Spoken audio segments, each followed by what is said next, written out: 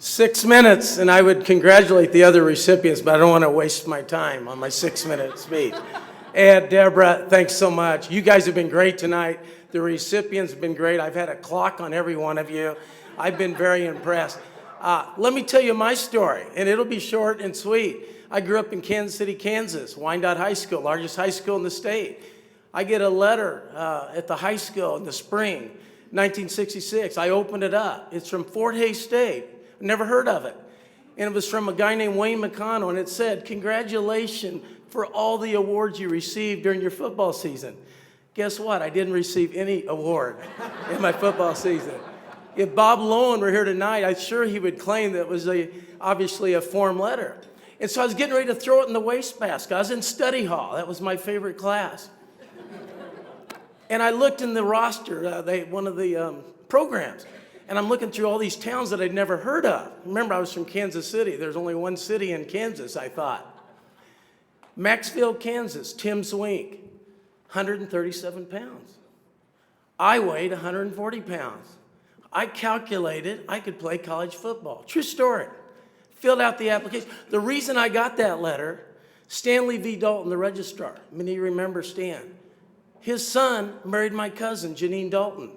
And they lived out here. And I'm sure Stan went over one day, nice guy Stan, "Hey, there's this great player in Kansas City." I'm sure. And McConnell had Nina May or somebody send it out.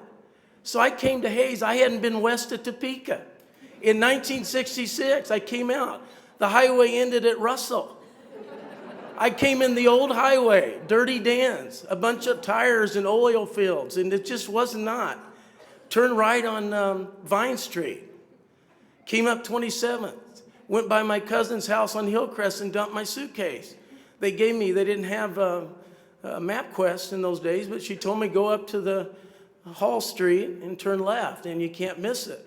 So I went by this women's clothing store called Kay's, K-A-Y-S for you that don't get it. And I'm coming down the hill, and there's the Envision, there's the pillars, there's the Cannon. I turned in, my 58 Ford with a cracked windshield. I got out of my car, I opened my trunk. There were other parents there. It was St. Joseph Military Academy. It gets better. I looked around and nobody knew who I was. I got back in my car and I navigated and I found this limestone campus. So I went around once. Now remember, I'm looking for a football stadium. I'm kind of impressed with all these buildings. And the only building I could tell that looked like a football stadium was a building that was being built. It was Forsyth Library. I went around 3 times because if you get to this, you don't know how to get to the stadium, you kind of get trapped going around and around. I saw a guy with a bunch of luggage in his car. I rolled down the window, or the window was already down, there was no air conditioning in those days. And I said, "How do you get to the stadium?" Anyhow, I found the stadium, met a guy named Wayne McConnell. The first day of practice the next day, I'm scared to death. I'm 17 years old. A guy named Ed McNeil, his son is here in the crowd. His wife, the late Ed McNeil. The first play, I'd never been a running back. I was a defensive back. They had me running the ball. They didn't know who I was. There's 100 kids out there. And I tripped. And Ed McNeil grabbed my helmet. He says, "Son, if you want to play college football, you're going to have to keep your head up." That's no way, Ed, to do retention in this enrollment. But I stuck it out because it's out of the Vietnam War. In the first game, everybody suited up. And I was fast, but I wasn't very good. I wasn't recruited, by the way. I got no awards. And we're playing Northwest Oklahoma, and we're down 14-0. If you knew Wayne McConnell, he didn't put up with a lot of stuff.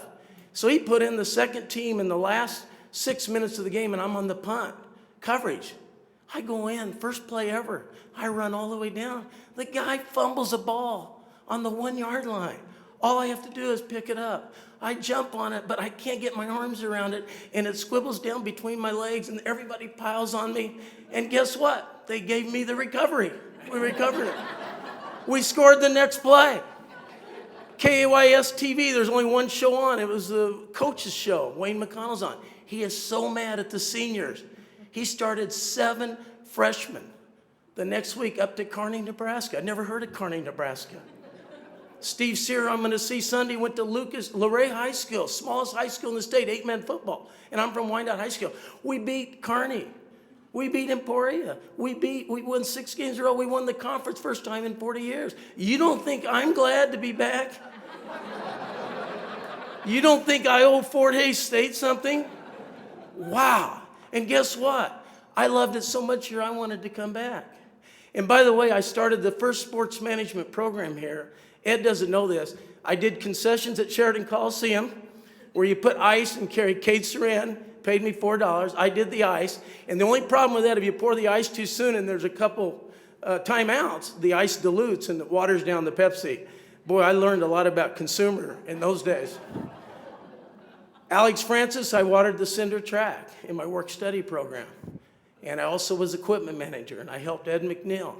And Ed was a mentor of mine.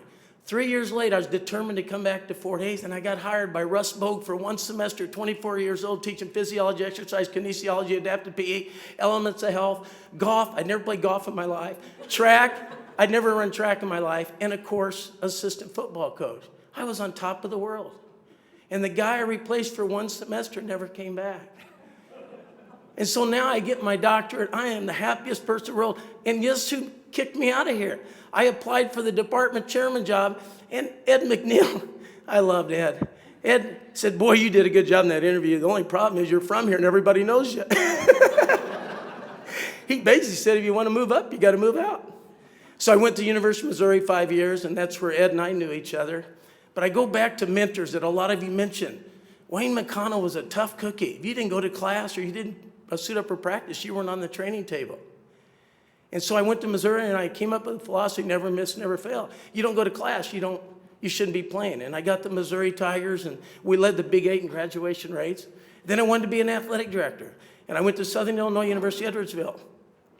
And Fort Hays State, if you listen to that fight song and what Ed has done and the bonfire last night, Fort Hays State is really what it's all about. It's a college, it's a community, the Oktoberfest, the game tomorrow night, everything. And so I went to SIU Edwardsville as a commuter campus. First thing we did, we started a pep band. Happiest day of my life when the pep band played the national anthem and I recognized the song. It's a true story. So I did that 3 years, but as a commuter campus, and it's not Fort Hays. I wanted Fort Hays. So I couldn't get a job anywhere. I ended up in Alaska. Nobody wanted the job. And it was the greatest 5 years. And again, it was a university named after a state, and they didn't have any of the ambiance of a college community like Fort Hays had. So again, I used that as my mentor, Fort Hays State, my experience. And so then after that, I wanted to watch my son play high school ball. And so I met Jim Steiner, Jerry Rice's agent. And here I go again. I'm an agent. 5 years later, I have 20 players in the NFL. But there was something wrong. Players needed a mentor. Did you give me my 1 minute? I got 1 minute. My wife's here. I'm not going to go over. Anyhow, I became a sports agent, and I got involved with online education after the Jerry Maguire movie. And my beautiful wife, who's keeping track of the 6 minutes, she came and joined our company. And Ed knows this because I'm so proud of Fort Hays, what they're doing in the virtual classroom and what Ed has done at this community or this university. And we're doing the same thing at Sports Management Worldwide. And I couldn't do it without my wife, who is my partner, not only in life, but my partner in my company. And I am absolutely thrilled. And when you talk about a university, I think back, we thank everybody. It's about the students, it's about the faculty, and it's about the alumni. And I enjoyed all three of those roles. And so I want to thank all of you at Fort Hays for giving me an opportunity. And maybe McConnell's letter, maybe it was a typo. Maybe he said, congratulations for all the honors you're going to receive if you come to Fort Hays. And I also want to thank Tim Zwing for playing a small part, no pun intended. Fort Hays State, thank you very much.